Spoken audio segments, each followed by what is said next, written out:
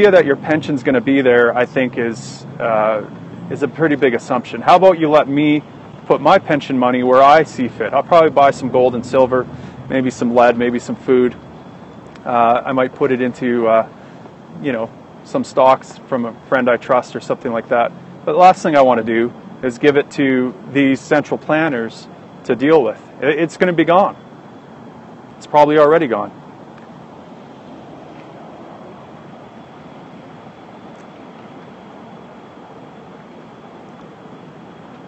So here we are on to carbon emissions, Kyoto Protocol. Let's see what Tom Mulcair has to say. So he's somehow trying to tie in carbon emissions with debt to future generations.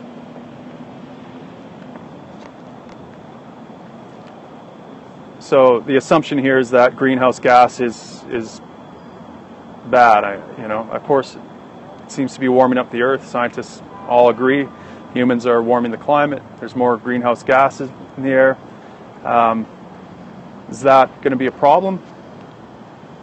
Well, I think a lot of people would disagree. Some people would say it greens up the Earth. Other people would say that there's no such thing as a right to climate stasis. In other words, this idea that the climate has to remain the same throughout history is kind of a silly one. So I'm not sure what these guys want. Do they want a static climate? And why? Why do they want a static climate? I mean, the nature of the world is changing. We had glaciers where I'm standing here hundreds of thousands of years ago, and so I'm glad they're gone now. I don't know.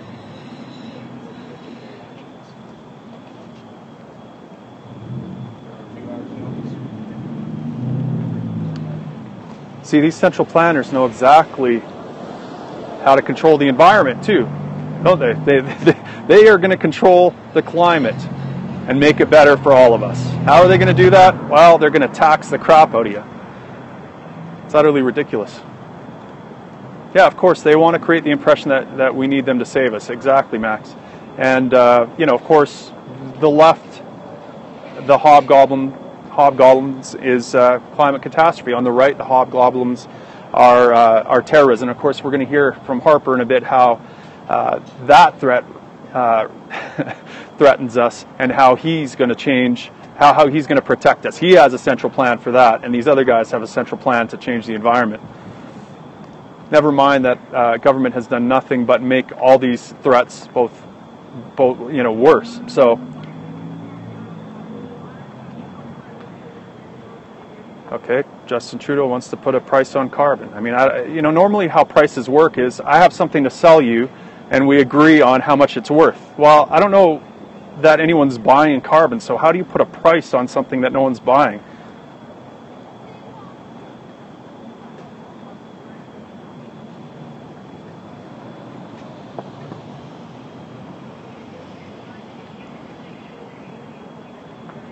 Reduce emissions. I mean, what?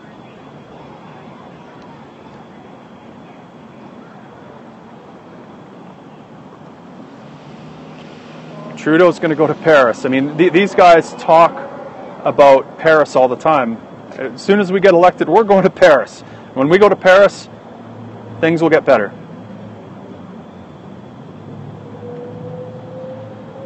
How would the I'm assuming protect property in terms of environment over and yeah, I mean, whenever you talk about the environment, you got to say in relation to what? I mean, the first thing you have to ask is your primary value human flourishing? Is it humanism, or is your primary value minimizing environmental impact? If your primary value is minimizing environmental impact, well, then you got to get rid of humans, don't you? Because humans adapt the environment to survive. I mean, that's the only way we can survive. We got to cut down trees and build houses. We got to wear furs. We got to stay warm. We got to burn wood. I mean, if you leave us naked and alone out in the wilderness, we're not going to last very long. I mean, throughout most of human history, I think life expectancy was less than 30. And so the only reason it's better is because we have managed to adapt the environment to our need. The environment is very impressive. If you land on a desert island, you will have to get off your butt and actually go to work. I mean, there's no government juju that's going to come and bring you coconuts and put you on welfare. So nature is oppressive. We have to go out there and actually work to get things. These guys are getting me set.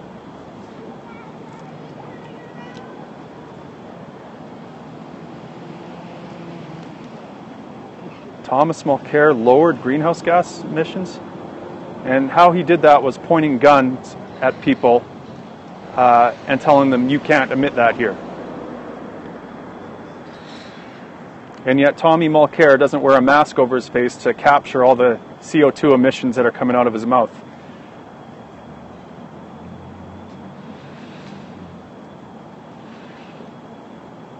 How much am I as an individual allowed to emit into the atmosphere? How much carbon can I emit into the atmosphere? I'd like to know that. Can environmentalists tell me that? Like, how? Because if we could figure that out, I mean, if we could say, look, if everyone on Earth emitted 20 tons of carbon a year, there would be climate catastrophe. The world would be irreversibly harmed. If you can show clearly that evidence, well, then maybe that's the limit. Maybe each person is allotted 20 tons of carbon a year. I can trade my carbon credits off or whatever. But no one has presented any evidence of that at all.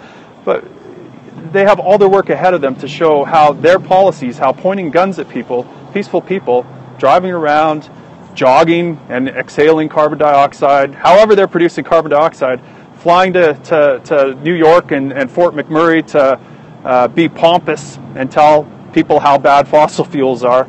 I mean, all this carbon emissions, no one has shown any evidence about why those people should have guns pointed at them and why that's going to be better than the globe warming up a bit. There being more green plants on the Earth. I mean, when dinosaurs walked the Earth, there was 10 times the amount of carbon emissions. Now we had giant creatures, giant plants, a lot of greenery. Seems to me maybe carbon is good for the green and not so bad. Maybe we need a little bit more carbon and we'll have bigger creatures and more plants. I don't know. I mean, well, the central planners have all the answers, so let's listen to hear what they have to say.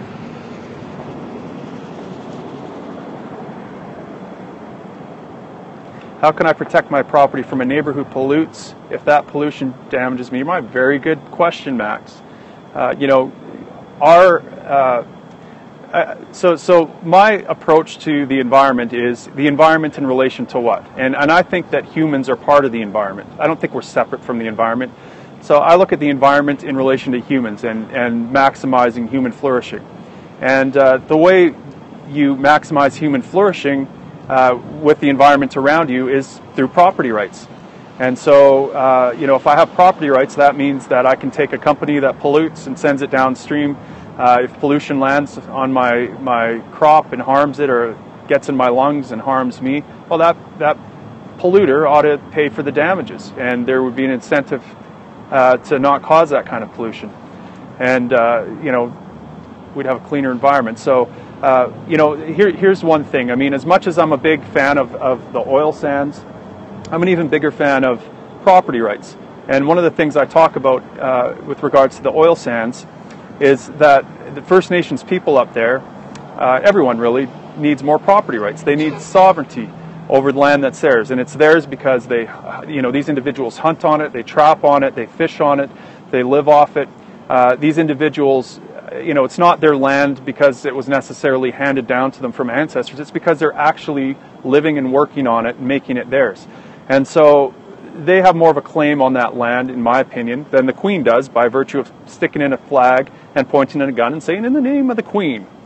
So, but currently we think that the Queen has more sovereignty over that land than these people do that are actually living on it, working on it, interacting with it. So my solution is give them property rights and respect them. They could be rich as Saudi sheiks if they want and make deals and agreements with oil sands companies. And I know if I owned that land, I would have them develop one plot at a time, and I'd say, listen, $3 billion in escrow and before you develop, and you return that plot of land to a state of pristine nature, or you're gone and you can't develop anymore. Once it's back to the way I like it, you can go develop the next plot of land.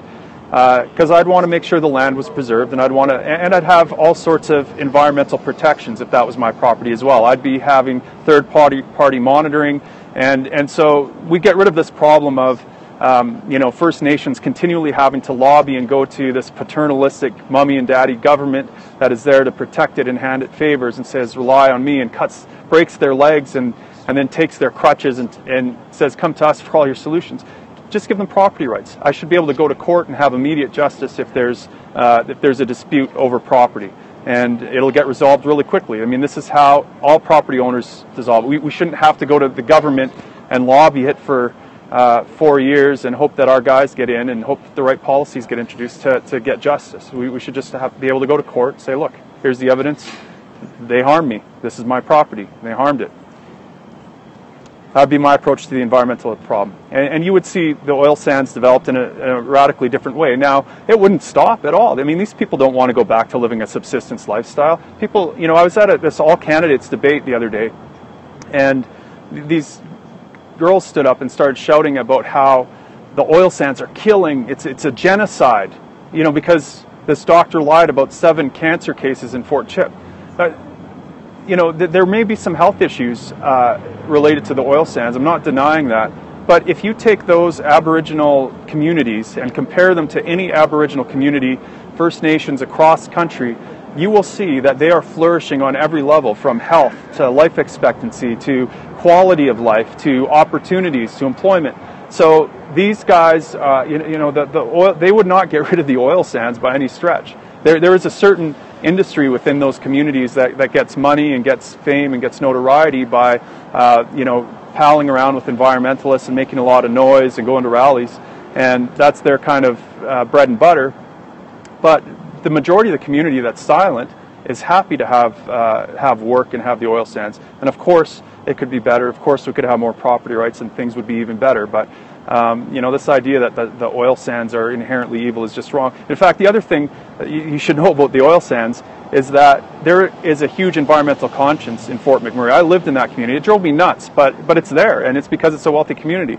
They banned plastic bags like 5 or 6 years ago. I think it was dumb, but it goes to show you how concerned they are for the environment. They're working on gasifiers that run off methane from the landfill. To grow greenhouses that are in sea cans that can be used in northern climates for northern communities who are going to benefit from this, to be able to grow their own fresh produce year-round in minus 45-degree weather in these sea cans from methane from landfills. So this kind of technology does not develop in poor areas. It doesn't develop in the third world. It doesn't even develop in moderate. It develops in places like Fort McMurray, where there's an enormous amount of wealth, and because of that wealth, there's an enormous environmental consciousness and people wanting to create better solutions and do it more efficiently and find a way to create more human flourishing. It's the most charitable community per capita in Canada. So this idea that the oil sands are bad, I find abhorrent and kind of offensive. But anyways, back to the debate. You got me sidetracked there. Okay, so they're talking about infrastructure now and running numbers around, 60%, 8%. These central planners are arguing about how to build roads as if they've ever built a road before. We've got candidates that are running for the Libertarian Party of Canada that build roads. They're libertarians that build roads.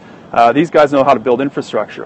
What we need is to keep the money in the communities, in the provinces, closer to the people, and people can decide how to build the infrastructure. We don't need Tommy Mulcair or JT or Steve Harper sending us money and telling us how to build infrastructure.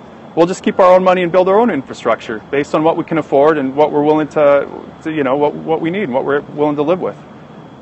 And that applies to everything. That applies to healthcare, applies to roads, it applies to you name the infrastructure. The Libertarian Party favors a federalist model where government is decentralized, where the federal government has less power, provinces have more power. Now, if I were a provincial politician, I would favor decentralizing even more to the municipalities and saying, hey, I want the municipalities to keep more money in the municipality. If I was in the municipality, I'd say, hey, I want neighborhoods to keep more money. If I was, a leader of a neighborhood, I'd say, let's figure out how we can keep more money with the family. I mean, that's the process of liberty to my